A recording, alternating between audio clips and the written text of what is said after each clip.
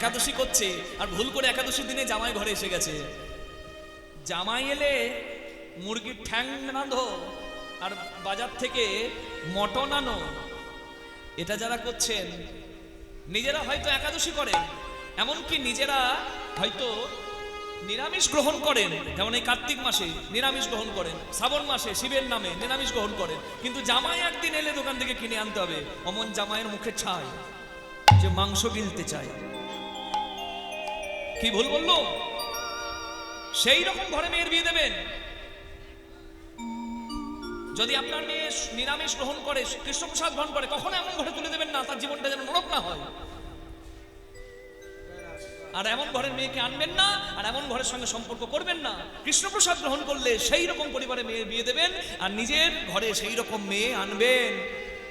আপনি একাদশী করবেন আর গোপনে আপনার মুরগির ঠ্যাং ছিড়বে আপনার বৌমা, এটা উচিত হবে না। তাই যে যেমন তার তেমন সম্বন্ধ করা উচিত।